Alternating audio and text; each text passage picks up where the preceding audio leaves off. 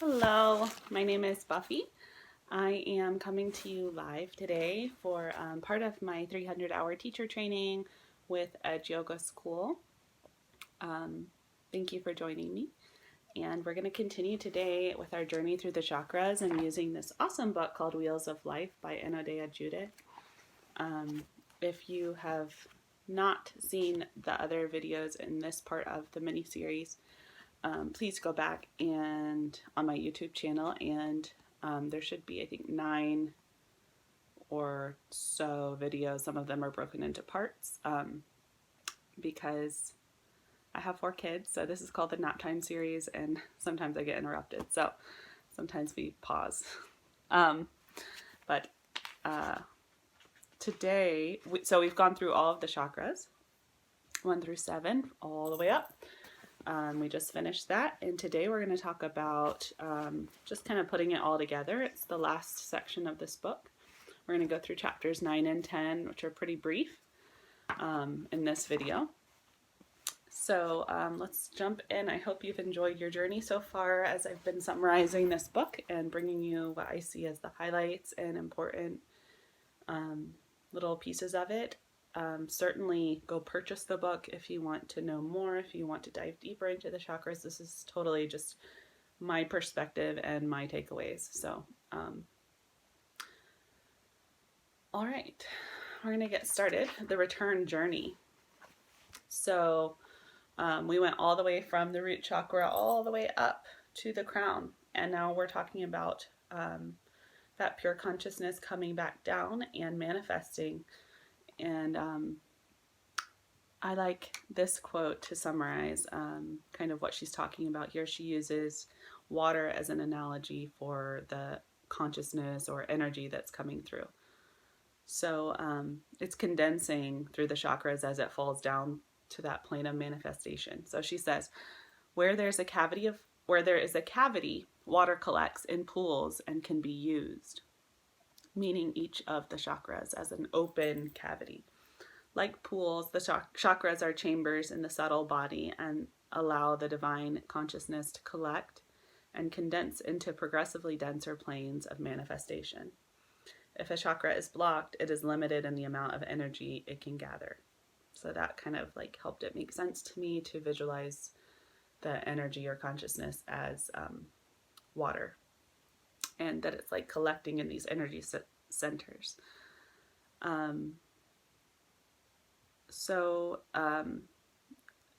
Thinking about pure consciousness as water can be helpful in both ways that the energy is flowing through the body. She talks about how, rain falls from heaven in droplets, and it's like a unified field of moisture. So as it falls to the earth, it breaks up into little tiny particles that we see as rain, which become larger but less numerous as thousands of little streams, and then hundreds of even bigger tributaries, tens of wide rivers, all the way to a huge single sea covering most of our planet. So the raindrops rest in the unified body of water and then rise again back up to heaven. It's the evaporation, the water cycle.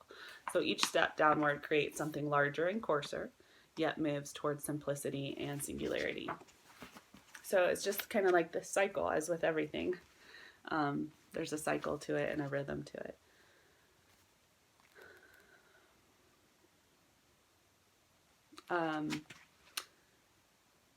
So she goes on to explain this using that analogy of water.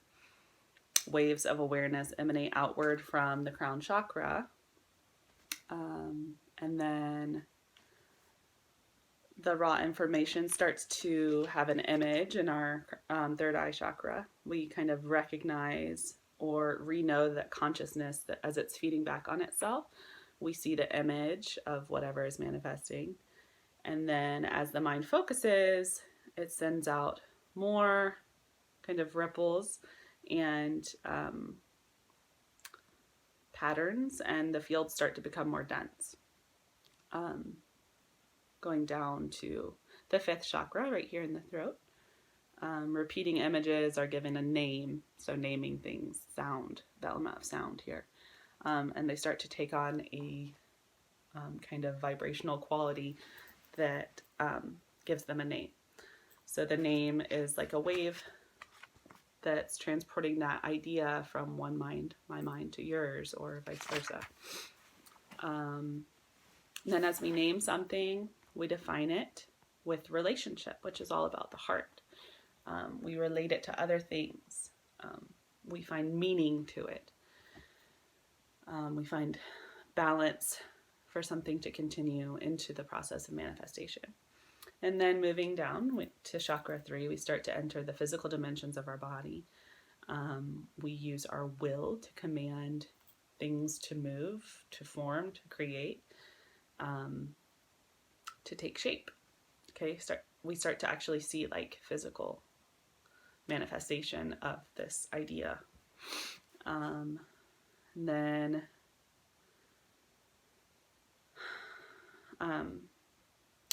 keeps going down to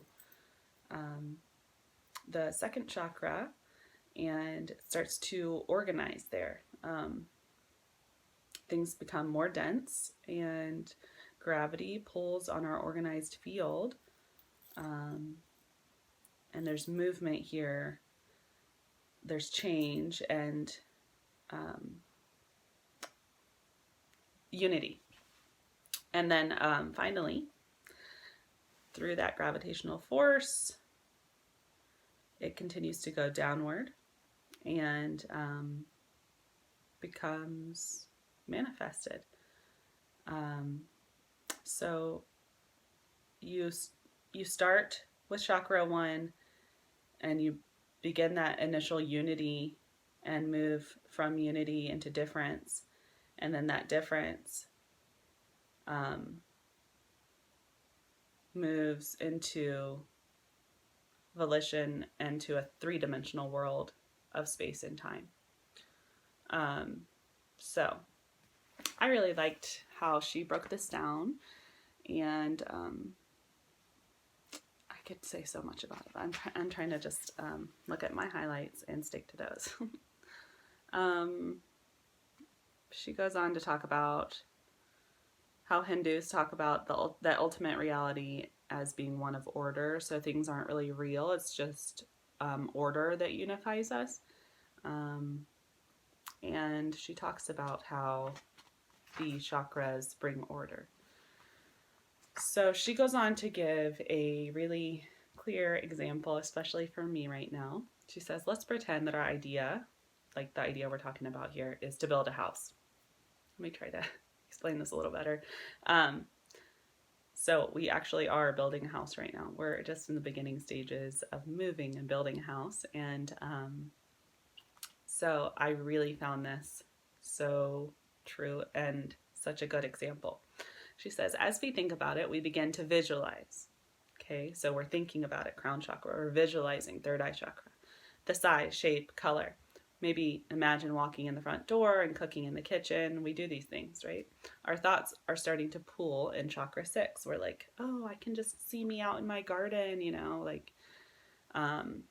and they start to crystallize to the point where you want to tell somebody about it. Like, oh, okay, if I want this house, I'm going to have to start talking about it. Like, hey, maybe we should build a house, and, you're able to describe the size, shape, type, design to that person.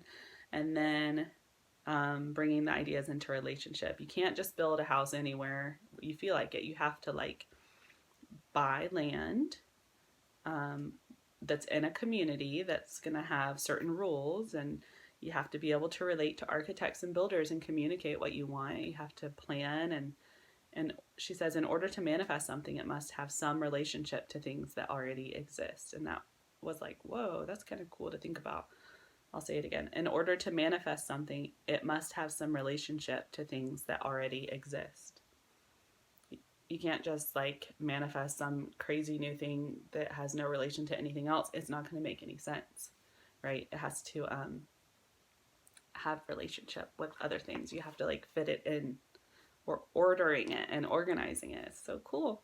So our project's not just going to happen from visualization and communicating about it. You can talk all you want, you also have to have the will from chakra 3. So our will is going to direct that raw energy like money, time, materials, people towards this goal that you have. So it takes a lot of will. Let me tell you, you have to really want it. It takes a lot of energy, and your project will start to take place at this level on the physical plane. And then as things start to move around, building materials, and you're bringing things together, that's chakra 2, until finally you have the manifested finished building, and it rests on the foundation of the earth, which is chakra 1. Isn't that cool? So at that point, you're complete with your idea of building a house.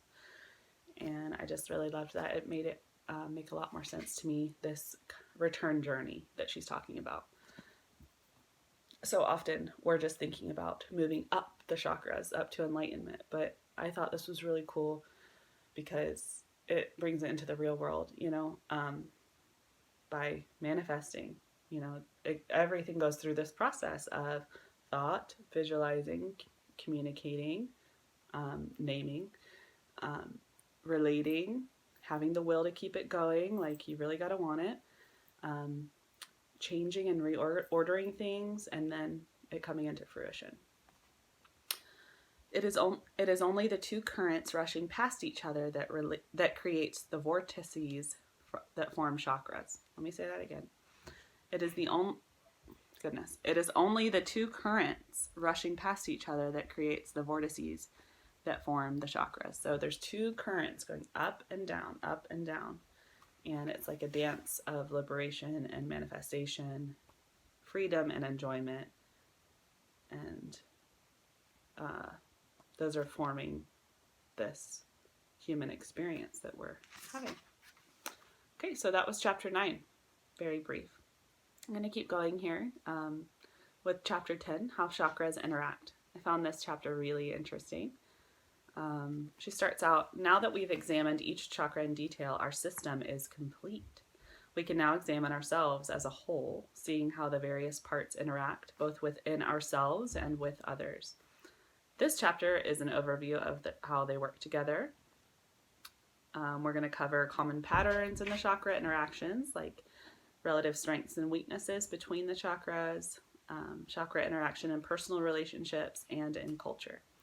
So this just helps to pull it all together, all the pieces of the system, so that you can understand it as integrating and interpenetrating as a whole. Okay, so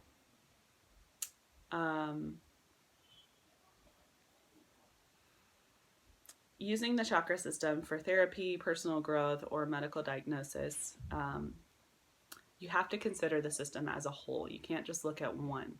It's always as a whole, as I think most things are in life. P.S. It's better to look at things from the whole rather than the parts, always. To diagnose yourself as having like a third chakra malfunction without examining every part plays in how it plays in the total structure would be a mistake. Okay, so we're looking at it from a whole. Any blocks that affect one part of your system will affect others. It's like replacing the leading lady in a stage play when the director is at fault, kind of thing.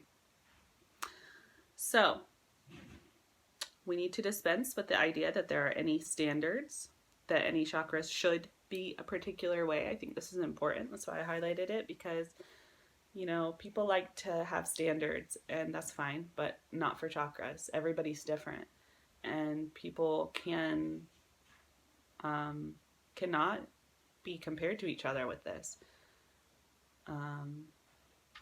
She even says she doesn't think that you can say that chakras are supposed to spin, which a lot of people do. But one person can systematically suppress his emotions, and another may continually exhaust herself, having a larger span of activities than her energy can handle. Still, another avoids physicality and compulsivity, stays in the realm of spirit, while yet another clings to cynicism and anything that can't be seen in the material world.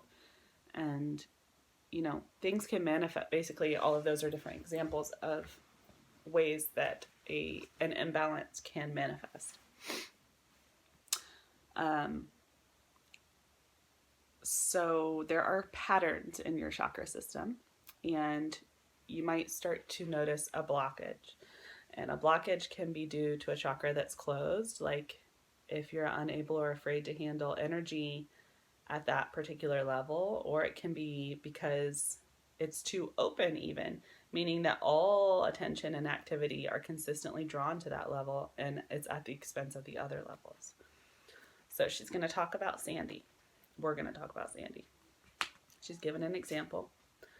And we're going to compare it to a guy named Frank, okay? So, both having trouble with their third chakra, okay? Sandy has trouble with too little energy in her third chakra. She is easily intimidated, fearful of many things, and suffers from an inferiority complex.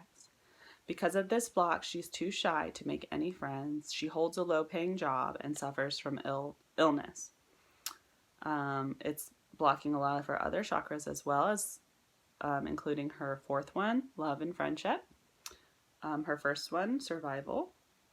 But the treatment of her problem is going to lie in establishing a better relationship to her body, improving her health, and giving her a firmer foundation from which to establish her self-esteem and personal power.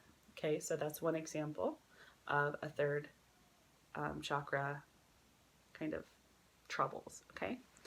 Frank, on the other hand, is also blocked in his third chakra, though in an opposite way. So he's the type who acts as a bully, always having to be in control and always needing a new kind of stimulation, enjoying his power over others. We all know people like Sandy and Frank. Okay, because of his need for power, he has difficulty relating to people on an equal basis. He makes new friends. He has trouble at work, and he drinks himself to illness.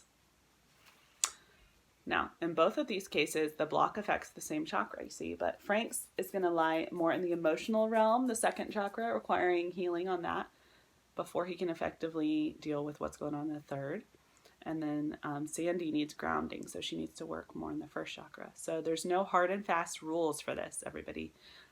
You have to use your intuition, really. There's no standard, really. The best way to start chakra analysis with ourselves is by examining our own energy systems, okay? Always look within first. Our faults and virtues and our wishes for change.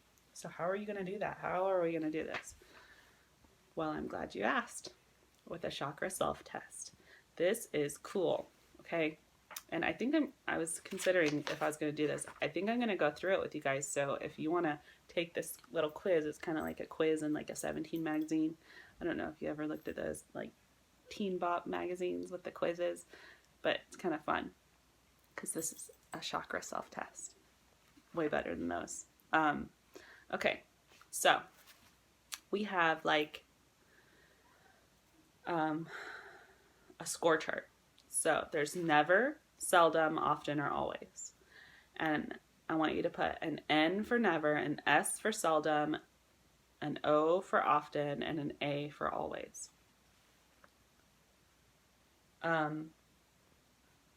So never is going to be worth 1 point. Seldom is worth 2 points. Often is worth 3 points. And always is worth 4 points. So that's one set of answers for some of the questions. Now there's another set of answers. So there's poor, fair, good, or excellent. P, F, G, and E. So for poor, you would get 1 point. For fair, 2 points. For good, 3 points. And for excellent, 4 points. I'm going to show you how I did it. So just make yourself a little chart. And then as I'm asking you the questions, you're going to just, in a column, start tallying up. Just like write down your numbers and we'll tally them up at the end. Okay? All right, column 1. So start writing your numbers, okay? How often do you go for a walk in the woods, park, or otherwise make contact with nature? Never, seldom, often, or always. So I'm going to walk you through this first one. If you chose never, you would write a number 1. If you choose seldom, write 2. Often, 3. And always is going to give you 4 points, okay? Answer honestly and quickly, like your first instinct. The question was, how often do you go for a walk in the woods, park, or otherwise make contact with nature? Okay, I'm actually going to do this with you guys so I know how long to give you.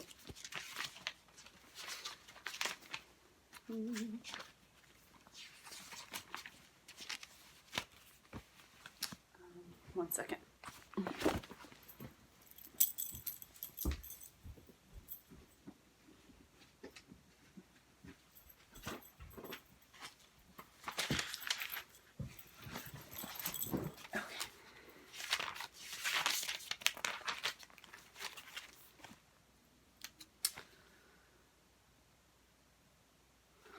How often do you exercise consciously, like working out, doing yoga, etc.? Never, seldom, often, or always. How would you rate your physical health? Poor, fair, good, or excellent? Okay, remember, poor is going to be 1 point, fair is 2, good is 3, and excellent is 4. How do you rate your physical health? Poor, fair, good, or excellent?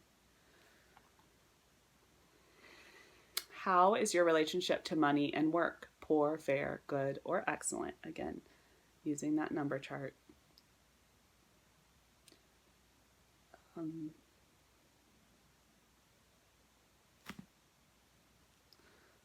we should be like on number 5, so you should have 4 numbers on your paper. Do you consider yourself well-grounded?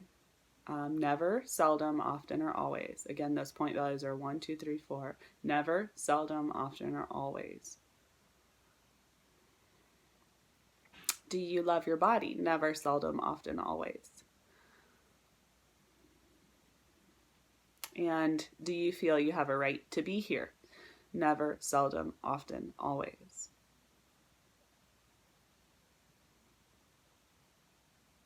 Okay. Draw a line under, you should have 1, 2, 3, 4, 5, 6, 7. There's 7 questions, and put a little plus sign like it's a big addition problem. Don't add it up yet. I want you to, that was chakra 1, okay? So at the top you could like label it chakra 1. We're moving on to chakra 2. There's going to be 7 questions in this one. Hope this is making sense. Okay, same answer options, same scores, okay? Same values, we're just doing new questions. How would you rate your ability to feel and express emotions? Poor, fair, good, or excellent? Your ability to feel and express emotions.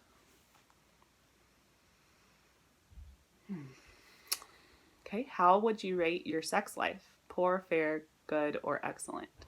These get kind of personal, but you're not sharing it with anybody. Okay. How much time do you create for simple pleasure in your life? How much time do you create for simple pleasure in your life? How would you rate your physical flexibility? Oh, sorry. So simple pleasure was never, seldom, often, or always. That's 1, 2, 3, or 4 points. Okay. And how would you rate your physical flexibility? Is poor, fair, good, or excellent? Again, from 1 to 4. Okay. How would you rate your emotional flexibility? Poor, fair, good, or excellent?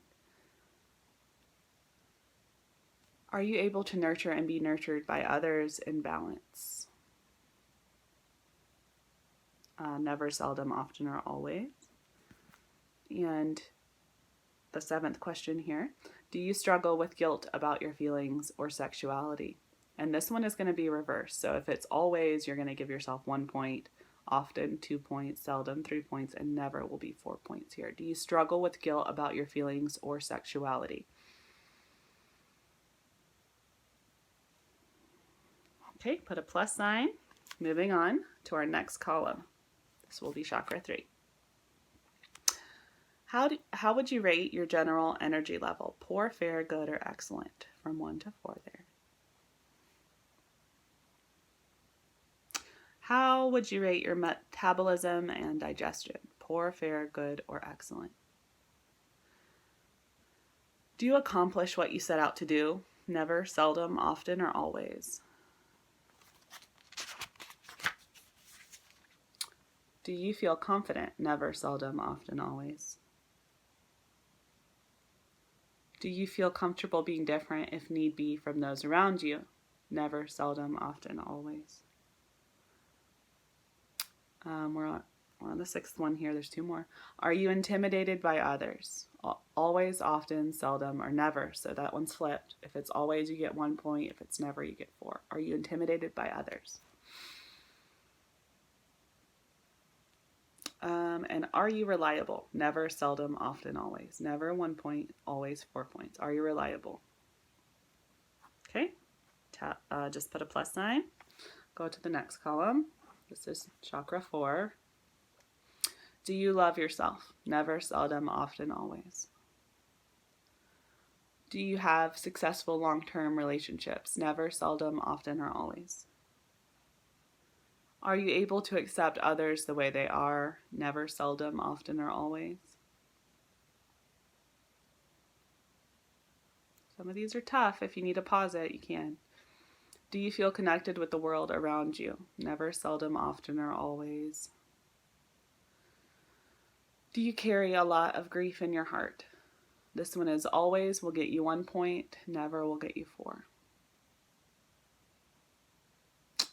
Do you feel compassion for those with faults and troubles? Never, seldom, often, or always.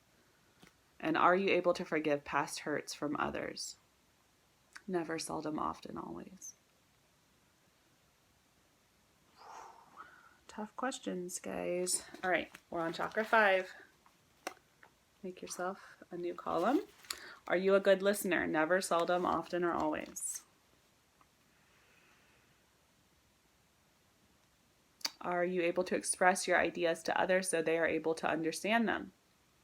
Never, seldom, often, or always. Do you speak the truth faithfully, speaking up when you need to?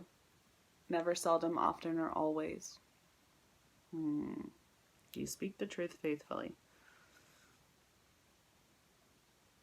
Speaking up when you need to. Are you creative in your life? This is not limited to doing an art form. It could be creative with anything, like setting the table, writing letters to friends, etc. Never, seldom, often, or always. Do you engage in an art form? Painting, dancing, singing. Never, seldom, often, or always. Do you have a resonant voice? Never, seldom, often, or always. And do you feel in sync with life? Never, seldom, often, or always. Put a plus sign at the bottom of that one. We're on to chakra 6. Do you notice subtle visual details in your surroundings? Never, seldom, often, or always. Do you have vivid dreams and remember them? Never, seldom, often, or always. Do you have psychic experiences, intuitive accuracy, seeing auras, sensing future events, etc.? Never, seldom, often, or always. Are you able to imagine new possibilities as solutions to problems? Never, seldom, often, or always. Are you able to see the mythic themes, the bigger picture of your life? Never, seldom, often, or always. How would you rate your ability to visualize? Poor, fair, great, good, or excellent? Your ability to visualize. Poor being 1 point, fair 2 points, good 3 points, or excellent 4 points. Ability to visualize. And finally, do you have a personal vision that guides you in life? Never, seldom, often, or always. Okay, put a plus sign. And our last column, chakra 7. Are you guys having fun? I love quizzes.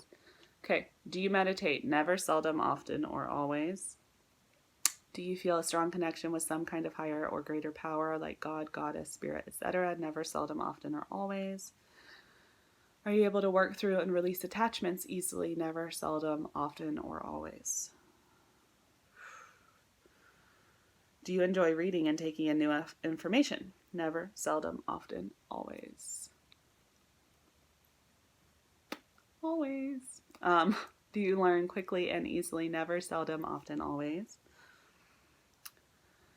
Does your life have significant meaning beyond personal gratification? Never, seldom, often, always. Just go with your first instinct. Are you open-minded in regard to other ways of thinking or being? Never, seldom, often, or always. Okay. Now, You can pause the video and add those up, or you can wait until we're done. Remember, there's not like a right or wrong, but I'm going to go ahead and tell you what those scores indicate. So after you have added them all up, a score of 22 to 28 can indicate a very strong chakra. Scores of 6 to 12 indicate a weak chakra. Scores between 13 and 21 are in the average range, but could use improvement. However, it's the distribution that's important, okay? That is important. Compare your scores between different parts. So aside from the strongest and weakest chakras, is there a distribution pattern? Like, are there higher scores in the lower chakras or higher scores in the upper or middle? Like, find where you're doing better, okay? Does this pattern coincide with your own views about yourself? Interesting. And do it with your, you could play this video again, I guess, this part of the video, the chakra test, for your significant other or other people in your lives. It's just kind of fascinating. Energy flows in two ways in the chakra system. Vertically, we talked about this, as it passes up and down, connecting all the chakras, and also horizontally as it passes into and out of each chakra, interfacing with the world outside, okay? So there's this constant movement. The vertical channel can be thought of as the basic source, while the horizontal flow is the expression of that source. The vertical channel is a polaric flow between the earth and the heavens, between matter and consciousness. In order for this flow to be full, each end of the spectrum must be open and connected to the raw energy source particular to it. Okay, she goes into like different ways that I'll just keep going. An earth-oriented fifth chakra might go in for sculpture, dance, or acting. A more mentally oriented fifth chakra would tend to go in to writing or languages. An earth-oriented third chakra would be interested in science and technology, while his more mental counterpart would be drawn toward executive functions. So basically just, again, saying that these things are going to manifest in different ways for different people, which is, again, why there's not really a standard. There's only slight correspondences between the gender and the upper-lower chakra distribution. Men typically blocked in the emotional center and are pushed into mental realms and out of the body, and women typically assigned the job of physical maintenance like housework, cooking, and child raising, not to mention childbearing, get pushed into the lower chakras, okay? It's true.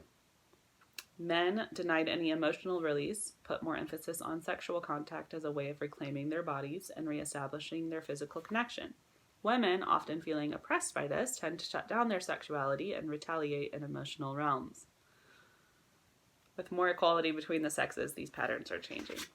Yeah, okay. We're going to talk about that more in my next video, chakras and relationships. We've got chakras and relationships, an evolutionary perspective, and fostering healthy chakras in children. I hope you'll join me for those, and I hope you enjoyed the little quiz. I thought that was fun and kind of helped to solidify and tie together all these concepts we've been talking about that, you know, some of them are kind of out there for me anyway. So it's kind of cool to like bring it home, I guess. Stay tuned. I'm going to bring another video coming at you. Namaste.